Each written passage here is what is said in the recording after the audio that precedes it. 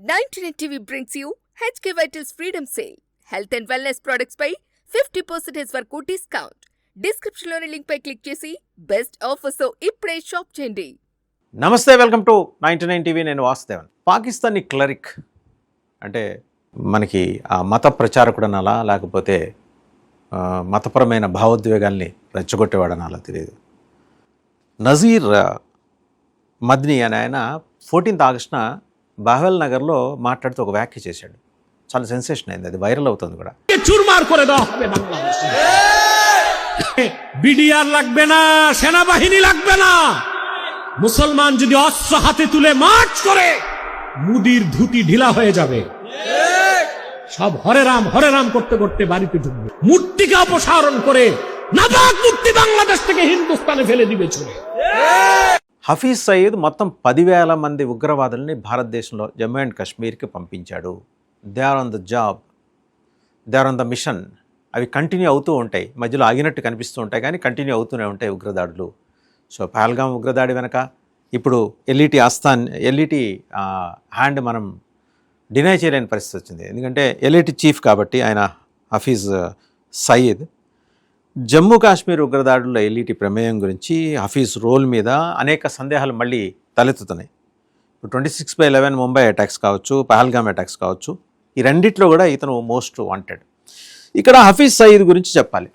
హఫీజ్ సయీద్ ప్రభావశీల ఉద్వేగ ప్రసంగాలు చేయడంలో దిట్ట అండ్ మాస్ సైకాలజీ మీద గట్టిగా పట్టున్నవాడు. స్వతహాగా ఆయుర్వేద వైద్యం మీద కూడా అతనికి అవగాహన ఉన్నట్టు పాకిస్తాన్ నుంచి వస్తున్న ఇన్పుట్స్. ఎందుకంటే అతను తీవ్రమైన మధుమేహంతో బాధపడుతున్నాడు. సో దేనికి తగ్గనది ఆయుర్వేదానికి లొంగుతోందని చెప్పేసి పంజాబ్లో మనం కనుక గుర్తు చేసుకుంటే 1.5 years ఎగో హఫీజ్ సయీద్ రహస్యంగా పంజాబ్ వచ్చిపోయాడని చెప్పేసి ఒక సమాచారం. అదెవరు కనుక్కున్నారు? మనకి ఆల్రెడీ జైల్లో ఉండి మోస్ట్ వాంటెడ్ బ్రదర్స్ ఇద్దరు ఉన్నారు పంజాబ్ నుంచి. వాళ్ళు తాపకి సల్మాన్ ఖాన్ బెదిరిస్తుంటారు, వాళ్ళని ఇంటర్నేషనల్ టెర్రర్ నెట్వర్క్లో వాళ్ళు మోస్ట్ వాంటెడ్ అనమాట. సో వాళ్ళు కనుక్కున్నారు ఇతను అమృత్సర్ దగ్గరలో ఉన్న ఒక విలేజ్కి వచ్చిపోతుంటాడు రహస్యంగా అని చెప్పేసి, మారువేషంలో వచ్చిపోతుంటాడని. సరే, అది హఫీజ్ సయీద్. దాని ఒక్కటే రావటం కాదు, 10,000 మందిని పంపించాడని చెప్పేసి ఇప్పుడు నజీర్ అద్మీ అనే ఒక పాకిస్తానీ క్లరిక్ చేసిన కామెంట్ ప్రకంపనలు సృష్టిస్తుంది. ఎక్కడికి వచ్చుంటారు వాళ్ళు? డెఫినెట్గా ఢిల్లీ పోతారు, లక్నో పోతారు, బీహార్ పాట్నా వెళ్తారు, వెస్ట్ బెంగాల్ వెళ్తారు. అండ్ వాళ్ళకి మోస్ట్ సూటబుల్ గ్రౌండ్ ఏంటంటే హైదరాబాద్. ఇక్కడికి వస్తే ఎవరు దొరకరు, కలిసిపోవచ్చు. సో హైదరాబాద్కి స్థావరంగా మరి ఆ 10,000 మందిలో ఎంతమంది వచ్చారు? అండ్ ఇంకోటి, వాళ్ళు వచ్చారనే విషయం మన నిఘా సంస్థలకు తెలియదా? ఖచ్చితంగా తెలుసు. బట్ వాళ్ళలో కొందరు స్లీపర్ సెల్స్ ఉంటారు, కొందరు రకరకాల వేషాల్లో తోపుడు బండ్లు నడుపుకుంటూ లేకపోతే జంక్షన్లో బిచ్చం ఎత్తుకుంటూ ఇలా కనిపిస్తుంటారు. చాలాసార్లు అనుమానాస్పద వ్యక్తులు కనిపిస్తుంటారు. వాళ్ళు ఎందుకంటే వాళ్ళ నేటివ్ ఫీచర్స్ ఇక్కడ ఉండవు. బట్ వాళ్ళని కవర్ చేసే ఒకే ఒక అంశం ఏంటంటే స్థానికంగా ఉండే వాళ్ళతోటి కలిసిపోయటం వల్ల పెద్దగా డిటెక్ట్ చేయటం సందేహమే. సో వీళ్ళు ఎక్కడెక్కడ ఉంటారు ఏంటని చెప్పేసి ఓల్డ్ సిటీలోనే ఎక్కువ వాళ్ళ స్థావరాలు ఉంటాయి, అక్కడే రెస్క్యూ చేసుకుంటారు. ఇప్పుడు వీళ్ళ కథ అంతా ఇప్పుడు మనం జాగ్రత్తగా గమనిస్తే మొన్న సర్ ప్రక్రియలో తెలంగాణ మొత్తం మీదకి 50 లక్షల ఓట్ల దాకా పోయినాయి. అందులో కనీసం 5-6 లక్షల హైదరాబాద్లోనే ఉంటాయి. ఎలాగో ఫైనల్ డ్రాఫ్ట్ వచ్చిన తర్వాత తెలుస్తుంది. ఆ లెక్కల్లో వీళ్ళు ఉంటారు. ఈ వచ్చిన వాళ్ళు అంటే 10,000 మందిలో 5,000 మంది వచ్చారో 3,000 మంది వచ్చారో వీళ్ళు ఖచ్చితంగా ఉంటారు. ఇవి డిటెక్ట్ అవుతాయి. అండ్ అక్కడ ఆ క్లరిక్, అతను బహవల్ నగర్లో పాకిస్తానీ క్లరిక్ నజీర్ అద్మీ చేసిన ప్రకటనతో దీన్ని కనుక ఈ డాట్స్ని కనెక్ట్ చేస్తే మనకు స్పష్టంగా అర్థమయ్యే విషయం ఏంటంటే హఫీజ్ సయీద్ అక్కడి నుంచి ఉగ్రవాద భావజాలంతో కూడిన శిక్షణ పొందిన వాళ్ళు ఇక్కడ పంపించడం నిజమే అయి ఉండొచ్చు. అతను అధాటునన్న మాటగా అయితే మనం తేలిగ్గా తీసి పారేయాల్సిన పని లేదు, సీరియస్గా తీసుకోవాలి. అలాగని మన నిఘా సంస్థలేం ఖాళీగా కూర్చోలేదు, ఒక్కొక్కటి తాట తీయడానికి అన్ని ప్రయత్నాలు చేస్తూ వస్తున్నాయి. సరైన సమయంలో సరిగ్గా యాక్ట్ చేస్తాయి. పాకిస్తాన్ వెళ్ళి పాకిస్తాన్ ఆక్రమిత భూభాగంలో టెర్రరిస్ట్ కార్యకలాపాలకు పాల్పడుతున్న వాళ్ళని మన దురంధరులు వెళ్ళి కాల్చి చంపారని పాకిస్తాన్ అంటుంటుంది. Unknown gunmen. ఆ అన్నోన్ గన్మెన్ మనమే అని వాళ్ళకి అనుమానం. మరంతలో నెట్వర్క్ ఉంది, బంగ్లాదేశ్ని కూడా కలుపుకున్నారు. ఒక సిఐ ఏజెంట్లు 60 మందిని పిలిపించి ఢాకాలో ఈ మధ్య సమావేశాలు పెట్టుకున్నారు. భారతదేశం మీద ఉగ్రదాడులు ఎలా చేయాలని చెప్పేసి అమెరికా దగ్గర మీరు ట్రైనింగ్ తీసుకున్నారు, సిఐఏ దగ్గర సిఐఏ ఏజెంట్ల దగ్గర ట్రైనింగ్ తీసుకున్నారు. ఇది కాక మీకు నార్త్ ఈస్ట్లో మాథ్యూ వ్యాండెక్ అనే ఒక భారతదేశానికి కొరకురానికి పోయి పట్టుబట్టం అనేది మీ సాగుకు వచ్చింది. అంటే పాకిస్తాన్ చావుకి, బంగ్లాదేశ్ చావుకి వచ్చింది. మాథ్యూ వ్యాండెక్ ఎవరు? సద్దాం హుస్సేన్ హత్యలో కీలక పాత్ర పోషించిన సిఐఏ ఏజెంట్. సిఐఏ అంటే అమెరికా యొక్క సోఫిస్టికేటెడ్ లాంగ్వేజ్ ఉపయోగిస్తుంది. వాళ్ళు పంపిస్తే ఏజెంట్లు, అవతల దేశం వాళ్ళు ఉగ్రవాదులు. సద్దాం హుస్సేన్ని ప్రపంచానికి ఉగ్రవాదిగా ముద్రేసి తయారు చేసింది ఎవరు? ముందర America. Weapons of mass destruction Saddam Hussain దగ్గర ఉన్నాయని ఆయన చంపేసిన తర్వాత తేలింది ఏంటి? ఏం లేదు. ఆయన జస్ట్ ఏంటంటే స్వతంత్ర భావజాలంతో ఉన్నాడు కాబట్టి తన దేశాన్ని ఆయన సవ్యంగానే పరిపాలించుకున్నాడు. మంచి గ్రోత్ రేట్ చూపించాడు సద్దాం హుస్సేన్. ఆయనేమి విపరీతమైన మత ఛాందస్వాది అయితే కాదు, రీజనబుల్గా ఉండే లీడర్. నియంత అయితే అయి ఉండొచ్చు కాక ఈ మత ఛాందస్వాద నియంతృత్వం అయితే ఆయన దూరంలో ఎప్పుడు ఎక్కడ కనపడలేదని మరి అప్పటి న్యూస్ రిపోర్ట్ చేసిన చాలామంది సీనియర్ జర్నలిస్టులు చెప్తూ ఉంటారు. సద్దాం హుస్సేన్ మీకు నచ్చలేదు, మీ మాట లేదు, ఉగ్రవాది, స్టాంప్ వేసాయి. ఇరాన్ మీకు నచ్చలేదు, ఉగ్రవాది, స్టాంప్ వేసాయి.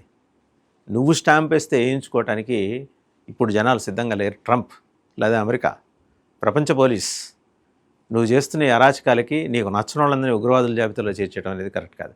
ఉగ్రవాదులు ఎవరు? ఇప్పుడు మనం మాట్లాడుతున్నామే, హఫీజ్ సయీద్ అండ్ ఈయన లష్కరే తోయిబా, జైషే మొహమ్మద్, మసూద్ అజహర్. ఏం వీళ్ళని కాన్ రావట్లేదా? వాళ్ళు పాకిస్తాన్లో రోడ్ల మీద తిరుగుతుంటే కళ్ళు ఏమన్నా కాకులు ఎత్తుకుపోయినాయా? ట్రంప్, నీ కళ్ళు ఏమన్నా కాకులు ఎత్తుకుపోయినాయా? భారతీయ సమాజం అడుగుతుంది. రైట్, సరే ఈయన దగ్గరకు వద్దాం, హఫీజ్ సయీద్ దగ్గరకు వద్దాం. 10,000 టెర్రరిస్టులు ఆయన పంపించంటే ఎప్పుడు పంపించాడు? దాని మీద క్లారిటీ రావాలి. ఎందుకంటే ఆపరేషన్ సింధూర్ సమయంలో బహవల్పూర్లో ఉన్న దగ్గర 9-10 క్యాంప్స్ ఆల్మోస్ట్ డిస్మాంటిల్ అయినాయి. మసూద్ అజహర్ ఒక్కడే సాగు తప్పి కన్నులొట్టపోయి తప్పించుకున్నాడు. ఆయన కుటుంబ సభ్యులందరూ చచ్చిపోయారు. వాళ్ళందరినీ యుద్ధవీరులుగా గుర్తించి పాకిస్తాన్ ప్రభుత్వం మసూద్ అజహర్కి కాంపెన్సేషన్ కూడా ఇచ్చింది. ఎక్కడి నుంచి తెచ్చిన డబ్బులు? IMF దగ్గర వెళ్ళి అడుక్కొని అండ్ ట్రంప్ బూట్లు నాకి తెచ్చుకున్న డబ్బులు అనమాట. అవి టెర్రరిస్ట్ కుటుంబాలకు ఇచ్చింది. టెర్రరిజం తప్పితే మరో ఇండస్ట్రీ లేని పాకిస్తాన్లో హఫీజ్ సయీద్ లాంటి వాళ్ళు 10,000 మంది అంటే 1,00,000 మందిని కూడా తయారు చేస్తారు. బట్ 10,000 మందినే చూస్ చేసి భారతదేశానికి పంపించాట. ఇది పాకిస్తానీ క్లరిక్ ఆయన నజీర్ అద్మీ చేసిన ప్రకటన. మనం అప్రమత్తంగా ఉండాలి, లేవని కాదు, మరింత అప్రమత్తంగా ఉండాలి.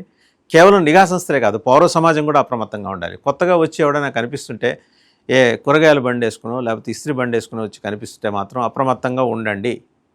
ఖచ్చితంగా వాళ్ళకి సంబంధించిన సమాచారాన్ని కాన్ఫిడెన్షియల్గా మరి NIAకో IBకో చేరేస్తే వాళ్ళు తీసుకోవాల్సిన చర్యలు వాళ్ళు తీసుకుంటారు. వాళ్ళు తీసుకోవడం లేదని కాదు, వాళ్ళ నోటీసులో లేదని కాదు, వాళ్ళిద్దరి నోటీసులో ఉంది. బట్ పౌర సమాజంగా మనకు కూడా బాధ్యత ఉంది. కాబట్టి ఇలాంటి వాళ్ళు రేపొద్దున, ఎందుకంటే ఇప్పుడు భయపడాల్సి వస్తుంది. అతను చేసిన స్టేట్మెంట్ ఎప్పుడు చేశాడు? కరెక్ట్గా కొద్ది రోజులు వినాయక చవితి ఉందనంగా చేశాడు. సో వినాయక చవితికి చాలా భారీ ఎత్తున గణేష్ చతుర్థి వేడుకలు భారతదేశంలో జరుగుతాయి. గణపతి బాపకి ఆయన్ని నిమజ్జనం చేసే రోజున బ్రహ్మాండమైన ఊరేగింపులు ఉంటాయి. హైదరాబాద్లో చెప్పక్కర్లా, వేరే చెప్పక్కర్లా. మరి అలాంటి విశేషమైన పండుగలు రాబోతున్న తరుణంలో ఇతను చేసిన ఈ నద్మీ ప్రకటన ఏంటనేది తేలిగ్గా తీసుకునే విషయం కాదు. 10,000 మంది టెర్రరిస్టుని ఇక్కడ ఏ స్టేట్స్కి పంపిస్తారు? Naturally border states, Punjab, Rajasthan, Gujarat, Delhi and కిందకు వచ్చేప్పటికి యూపీ, లక్నో. యూపీకి సెంట్రిక్గా ఉంటుంది. మధ్యప్రదేశ్ వస్తారు, ఛత్తీస్గఢ్ వస్తారు. ప్రధానంగా బీజేపీ పాలిత ఎన్డీఏ పాలిత రాష్ట్రాల మీద ఫోకస్ పెడతారు. హైదరాబాద్ ఎలాగూ వాళ్ళ అడ్డానే. వాళ్ళు ఇక్కడికి వచ్చి రకరకాల ఏదో ఒక అర్బన్ కంపెనీ వర్కర్లుగా కూడా మారుతారు. అండ్ అలాగే కొన్ని ఈ డెలివరీ బాయ్స్గా కూడా అవతారాలు ఎత్తుతారు. స్థానికంగా ఆధార్ కార్డులు సృష్టించుకుంటారు. అలాంటి నెట్వర్క్ మనకి ఎక్కడ కావాలంటే అక్కడ ఆధార్ కార్డులు తయారు చేసే నెట్వర్క్లు ఇప్పుడు హైదరాబాద్లో పుట్ట గొడుగుల మాదిరి పుట్టుకొచ్చాయి కాబట్టి సో అక్కడి నుంచి అన్నీ చేసుకుంటూ వస్తారు. హఫీజ్ సయీద్ ఒకటి మాత్రం గుర్తుపెట్టుకో, ఆపరేషన్ సింధూర్ సమయంలో నువ్వు అక్కడ లేవు కాబట్టి వెతికిపోయావు. అక్కడ ఉండి చావు తప్పి కన్నులొట్టపోయిన పరిస్థితి మసూద్ అజహర్కి వచ్చింది. రేపు పొద్దున నీకు కూడా అదే వస్తుంది. 26/11కి ప్రతీకారం ఉంటుంది. అండ్ అలాగే పహల్గామ్ అటాక్కి ప్రతీకారం ఉంటుంది. నువ్వు తయారు చేసిన ఒక 6,000 ఇక్కడ సృష్టించిన విధ్వంసం, దానికి తోడు హమాస్ టెర్రరిస్ట్ లింక్స్, ఇవన్నీ ఒక్కటొక్కటిగా ఎస్టాబ్లిష్ అవుతూ వస్తున్నాయి. నీకు మ్యూజిక్ తప్పదు. 99 TV brings you HK Vitals Freedom Sale. Health and wellness products పై 50% వరకు డిస్కౌంట్.